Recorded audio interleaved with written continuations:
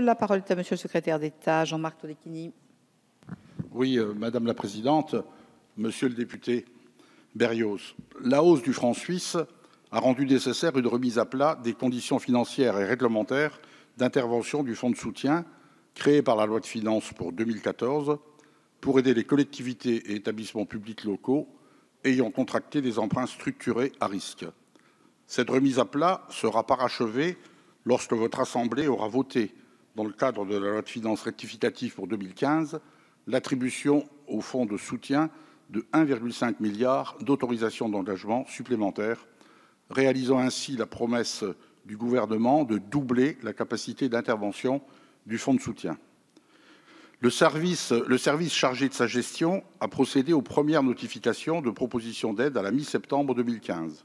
Ces notifications, dont le montant total aura d'ici la fin de 2015 consommé la totalité de l'enveloppe de 1,5 milliard d'euros initialement disponibles, seront étagées sur une durée de 6 mois au maximum jusqu'en mars 2016. Le calendrier de notification renvoie pour l'essentiel au calendrier de dépôt des demandes d'aide en préfecture par les quelques 676 collectivités et établissements potentiellement bénéficiaires, y compris la commune dont vous êtes le maire, entre novembre 2014 et avril 2015. Les bénéficiaires potentiels disposent d'un délai maximum de 3 mois pour répondre à la proposition d'aide du fonds de soutien. L'absence de réponse à cette échéance vaut refus des propositions d'aide. Les phases ultérieures, comprenant la détermination du montant définitif de l'aide par le service gestionnaire, la signature de conventions entre l'État et les bénéficiaires arrêtant le calendrier de versement et le paiement de la première annuité d'aide, représentent au maximum environ 3 mois de délai additionnel. D'ores et déjà, les paiements dus aux collectivités retenues du fait de la dégradation de leur situation financière pour un versement de la totalité de leur aide en une seule fois sont en cours et seront finalisés à hauteur de 47 millions d'euros d'ici le 1er décembre.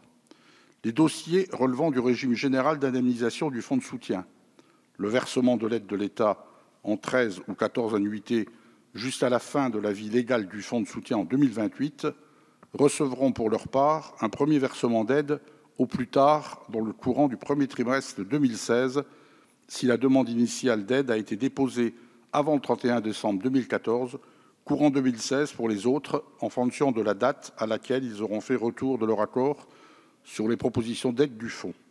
Au total, le service à compétence nationale chargé de la gestion du fonds de soutien sera en mesure de mobiliser 278 millions d'euros de paiement en 2015 et 2016, dont au minimum 200 millions en 2016, en ligne avec le doublement promis de sa capacité d'intervention suite à la réévaluation du franc suisse. Merci, Monsieur le Ministre. Monsieur Berrios, pour 35 secondes.